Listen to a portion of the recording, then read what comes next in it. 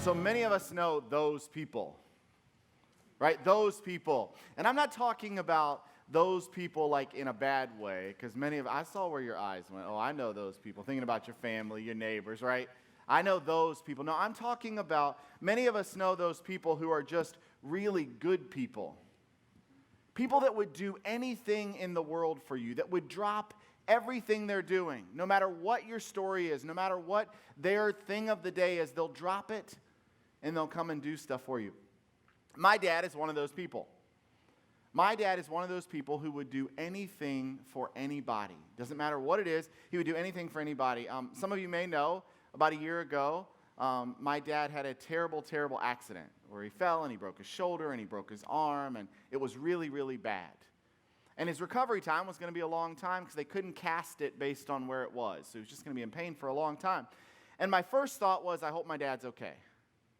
My second thought was, I don't know how in the world he's going to live through this period of not being able to do things for people.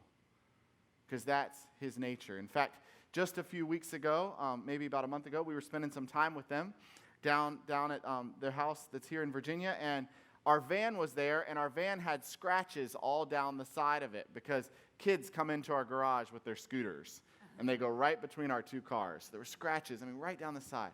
And it was probably one of those 100-degree days, and my dad spent the entire day out buffing our van and getting all the scratches out. The whole day. All because he wanted to do something for us. This was supposed to be like a vacation time.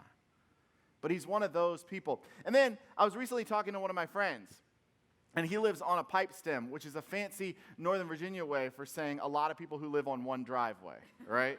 So he lives on a pipe stem, and he was talking about how his neighbors, there are 4 of them that live on this pipe stem, and how they rented this machine, and they go out, and they take this machine, and they help each other do each other's yards. Like they help each other aerate their yards. And when somebody needs something, as I listen to stories of my friend, when somebody needs something, they go from house to house and they help each other.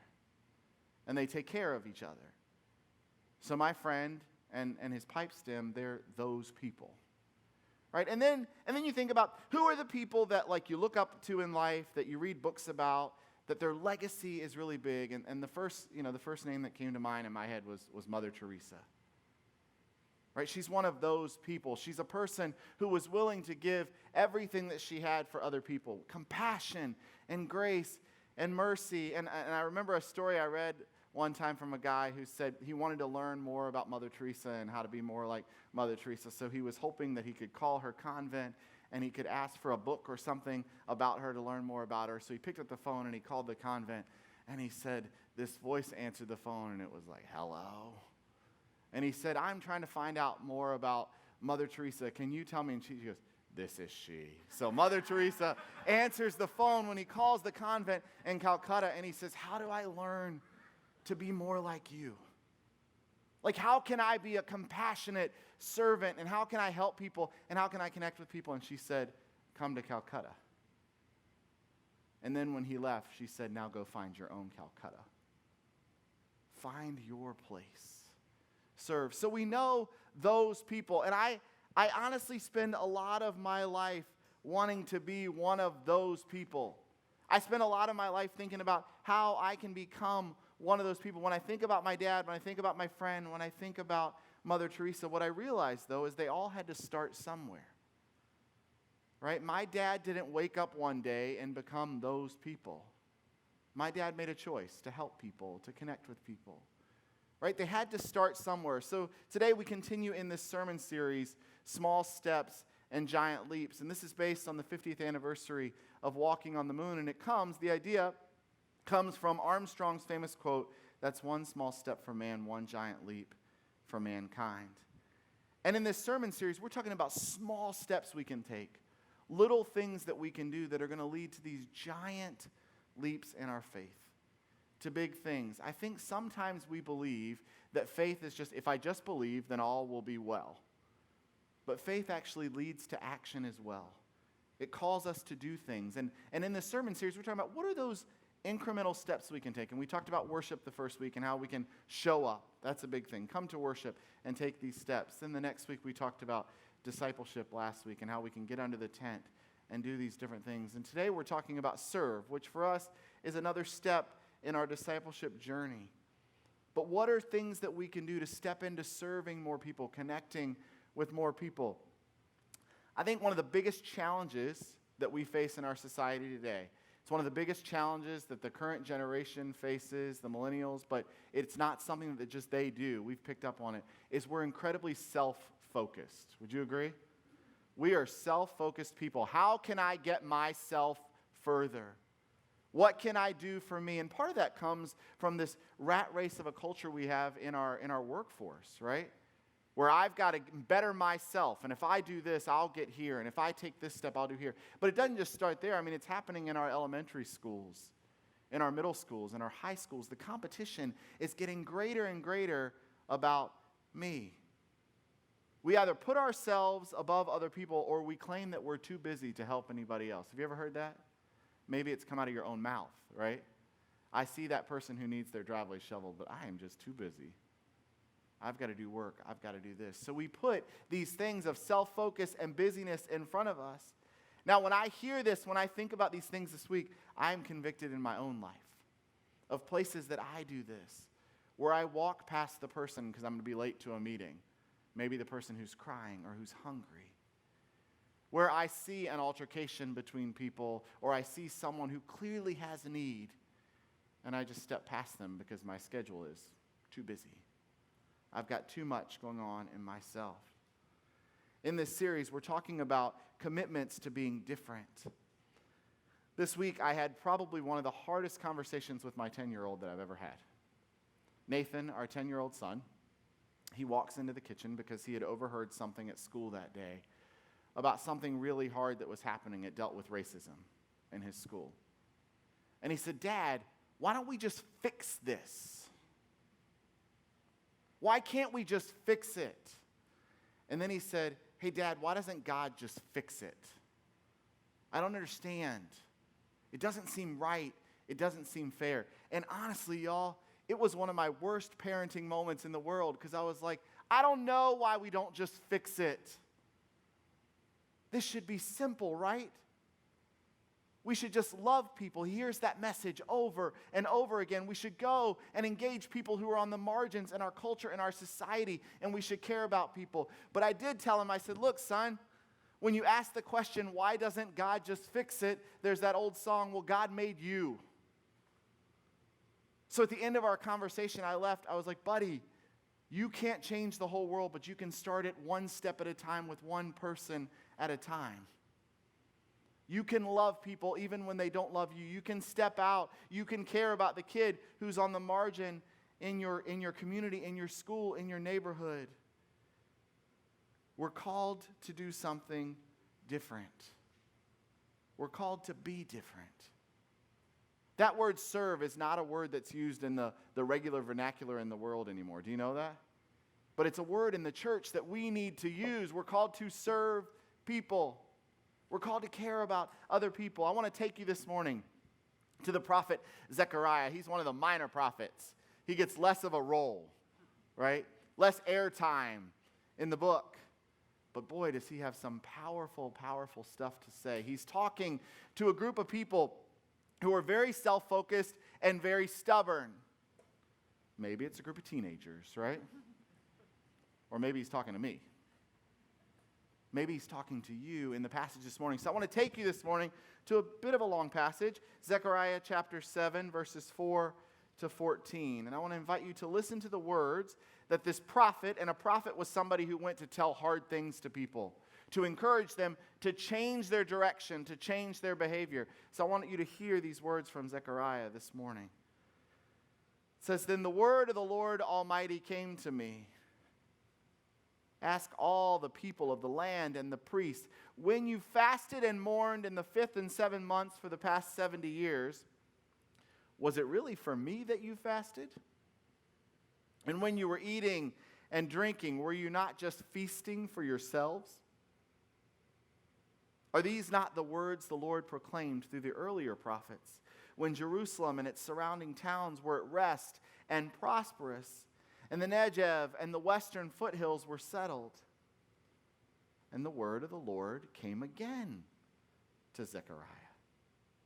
This is what the Lord Almighty said. Administer true justice. Show mercy and compassion to one another. Do not oppress the widow or the fatherless, the foreigner or the poor. Do not plot evil against each other. But they refused to pay attention. Stubbornly they turned their backs and they covered their ears. They made their hearts as hard as flint and would not listen to the law or to the words that the Lord Almighty had sent by his Spirit through the earlier prophets. So the Lord Almighty was very angry. When I called, they did not listen. So when they called, I would not listen, said the Lord Almighty. I scattered them with a whirlwind among all the nations where they were strangers. The land they left behind them was so desolate that no one traveled through it. This is how they made the pleasant land desolate. Ooh, those are some hard words, aren't they? I want to take you back to one part really quickly. Look at how the passage describes the people. They refused to pay attention. Stubbornly, they turned their backs and covered their ears. They made their hearts as hard as flint and would not listen to the law or to the words that the Lord Almighty had sent by his Spirit through the earlier prophets. So the Lord Almighty was very angry. I don't know about you, but this felt like a word for me this morning. We can be a very stubborn people. Look at somebody beside you and tell them, say, you are stubborn. Oh, y'all, that is the most quiet thing you've ever said. Tell the person beside you, say, you are stubborn. Y'all, we are people who sink our feet in, right? We're people who say, this is where I'm planting myself, and I'm standing, and we get it in our heads that we can't change direction, that we're on a path, and this is where we're going. We're Northern Virginians. It's what we do. Right? But here's what happens. When we're a stubborn people, it hurts our relationship with other people. Right? When we're stubborn and we don't turn back to say we're sorry and to do something, it hurts our relationship with other people. When we're a stubborn people, it hurts our relationship with God.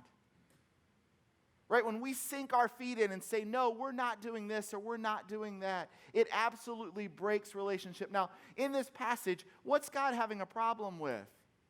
He's having a problem with these works that people do, these religious acts that mean nothing. Right? Religious acts that don't change them. That's a big problem the church has had for a long time. Right? God says through Zechariah, are you fasting for me or are you doing it just for show?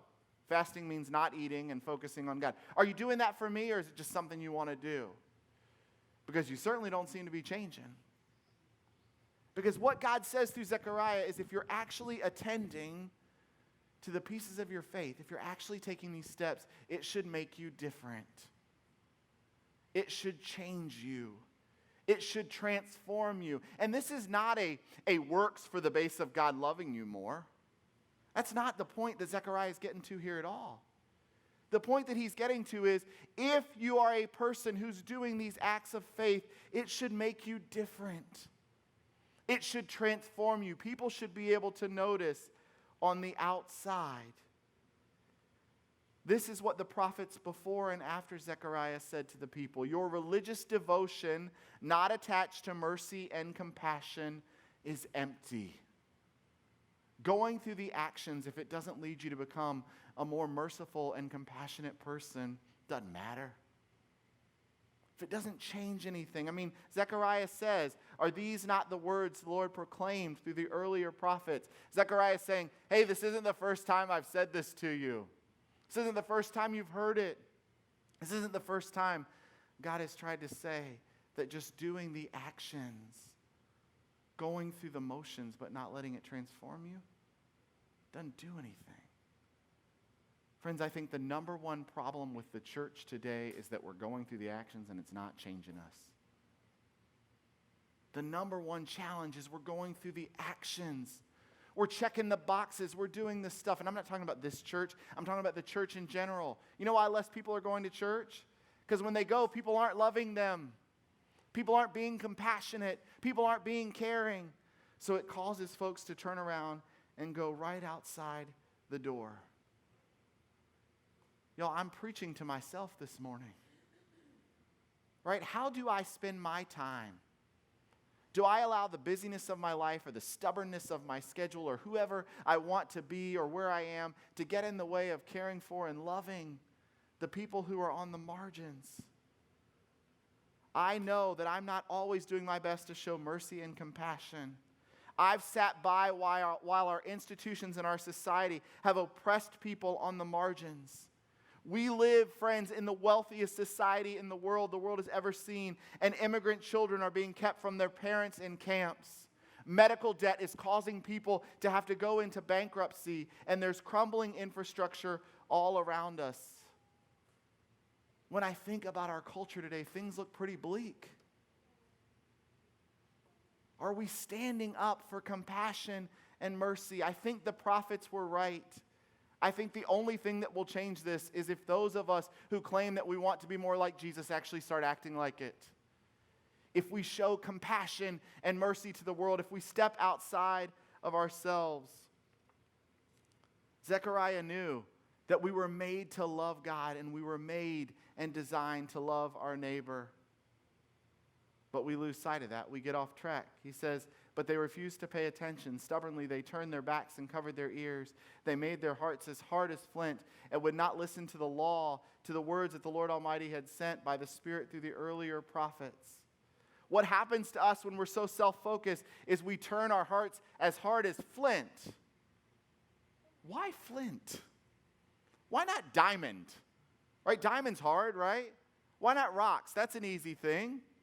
Well, I put on my little geologist hat a little bit this week, and I learned a little bit about flint. Flint, if you don't know, is a type of rock. It's hard. It's sedimentary, cryptocrystalline form of the mineral quartz, categorized as the variety of chert that occurs in chalk or marly limestone. Flint was used to make tools. Flint was used to start fires. A very, very hard surface. Now, here's where it gets interesting, as if you're not already interested enough, right? If you look up the properties of flint, one of the first things you know is that it's hard. On the Mohs scale of hardness, which goes from 1 to 10, it's like a 7. So it's a very, very hard thing. But then there's this other property of rocks and minerals that I learned in ninth grade science, and that's called the tenacity. The tenacity of flint is really, really, really interesting. It's brittle. That's the tenacity of flint. Do you know what brittle means? Hard but liable to break or shatter easily. Now, isn't it interesting that Zechariah said, their hearts are like flint. They're getting so hard that they're just going to break. They're going to shatter. And not break in the way that the song we sang this morning, which is like, break my heart for what breaks yours, God. But that we're going to stop loving so much that our hearts are going to get crispy. And they're just going to shatter and break. And the idea here is that as we show less love and compassion, our capacity to love gets lower and lower and lower. Zechariah is on to something here. I'd like to avoid a brittle heart. I'd like in my life to cultivate compassion for people, to show love, to show mercy in my daily life. This is the reason why we do the things that Kathy talked about this morning. Why do we provide food for kids who have hunger insecurity? Why do we provide homes for people who don't have homes? Why do we take care of kids in this school? Why do we mentor people? Why do we do gifts? Why do we take care of single moms at South Lakes High School? Why do we do these things where we walk with people and journey with people? Why do we have people set up on Sunday morning and do guest services? Because we don't know who the vulnerable person that is that'll walk in this door. We do these things to soften our hearts a little bit. We do these things to show grace and compassion. We do these things to be less like flint. In your bulletins this morning, you have this piece of paper. Take it out if you have it, please.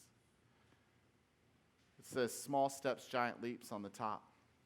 And I want to encourage you if you decide to come to communion today, or even if you don't, to bring up one of these papers. We'll have baskets up here and in the back. First one says, I want to ask God to guide me towards new opportunities of service, and that can be here in the church or in your community. I want to find at least one way to serve the vulnerable. I'll serve others at Restoration by becoming a guest services volunteer or part of the setup team. And then the last question is, this represents a new step for me in the area of service. I want to encourage you to take a step this morning. Because, friends, taking a step is a choice. When John F. Kennedy talked about stepping on the moon, in his speech he used this quote. He said, "We choose to go to the moon. We choose to go to the moon. We choose to go to the moon in this decade and do the other things, not because they are easy, but because they are hard. Because that goal will serve to organize and measure the best of our energies and skills. Because that challenge is one that we're willing to accept, one we are unwilling to postpone, and one we intend to win, and the others too."